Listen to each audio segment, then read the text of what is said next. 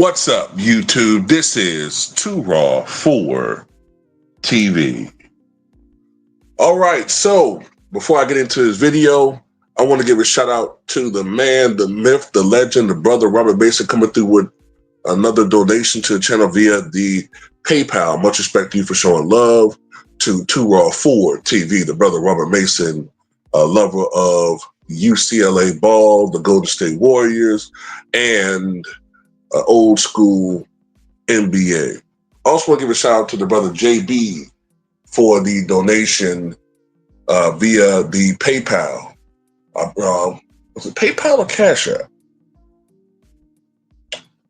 Cash App, I believe it was.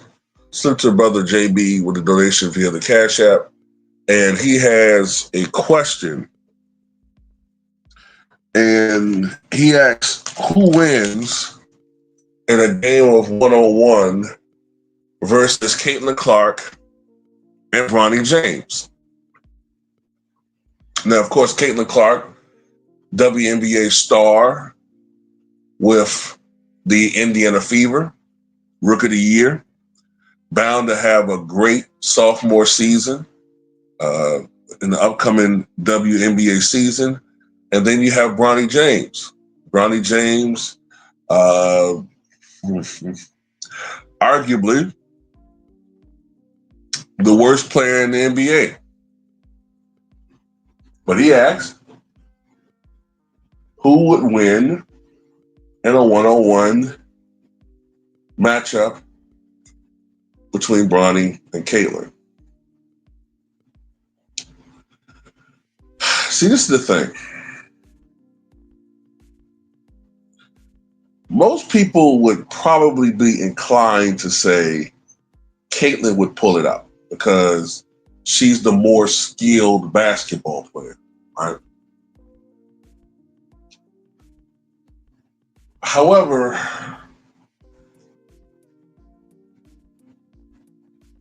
there's a clear difference. And I know people don't like to hear this. This is just my opinion. Okay, maybe you look at it differently, and maybe some of you have points that or perspectives that'll make me look at my perspective differently after. Maybe I don't see some things you guys will see. But to me, there is a big difference between men and women. And in basketball, athleticism, physicality, strength means something. And I'm not saying Bronny James is Michael Jordan or Vince Carter or Dominique Wilkins, but he's a man. A young man, but he's a man who is still physically maturing as he progresses. And although we give Bronny James shit because the amount of praise and amount of public attention that he gets, it's not, his level of play doesn't justify all of that. That's what I'm trying to get at. Look, Caitlin Clark's more skilled, okay? And she's competitive. She's a better shooter and all of that, right? But Bronny is, look, Caitlin Clark is 6 feet tall, which is tall for a woman. She's about 150 pounds. And a lanky 150 pounds. And she's a woman. And women lack upper body strength. Okay, it is what it is, right? Bronny James is 6'3", 210 pounds. So he has 60 pounds on her. Plus he's a man. And men are just significantly more stronger, much more stronger than women, and more athletic than women generally, quicker, faster, stronger. So what I'm getting at is, if Bronny's allowed to just back her down and shoot, he's going to do that all night. If he's allowed to drive to the rim, blow past her, and score, or at least attempt to score, he's going to do that. Now, if you're saying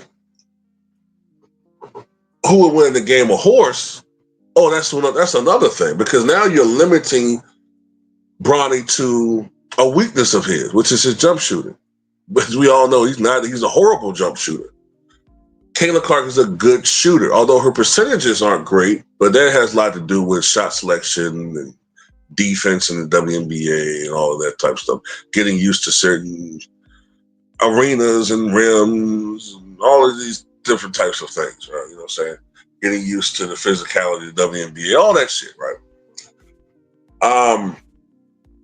Think about it. Caitlin Clark, you could argue, has issues with physicality with certain female players in the WNBA. From all, you look at all the whining that WNBA, really Caitlin Clark fans make. So imagine a Bronny. You know what I'm saying? Like, I'm just being honest, being logical here. If this is a game to 21, I think Bronny ultimately wins probably 21-13. I give Caitlin Clark a little bit of, there's an off chance that she can get hot from outside and nail some threes. When it's her ball, I can see her doing that maybe. But Bronny is still 6'3". I can see him blocking some of her shots. Like I said, she's a great player, but it's different speeds to the male game versus the female game. It is what it is. That's just how I see it. Now some people might bring up, well, what about Billie Jean King and what was his name? Briggs? Got the male tennis player that she played. They put up in the Battle of the Sexes or whatever, right? Back in the 1970s, and she beat him, right? I think it was Billie Jean King and Bobby Riggs, I think his name was, right? But people got to remember, too, that Bobby Riggs was like in his 50s. He was in his 50s, well past his prime. And she didn't blow him away. She won, but she didn't blow him away. Now, had that match occurred 10 years earlier or 15 years earlier, well, I can't really say that.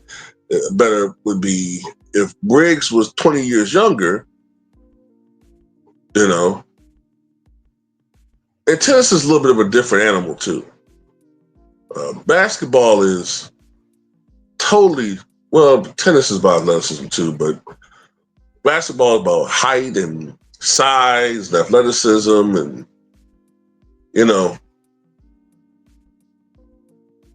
it is what it is, So, yeah, I think in a game of one-on-one, Bronny would probably dominate her. But it has nothing to do with skill. It's just the fact that men are just physically more dominant than women. That's all there is to it, man. Yeah, that's all I got to say. What you guys think?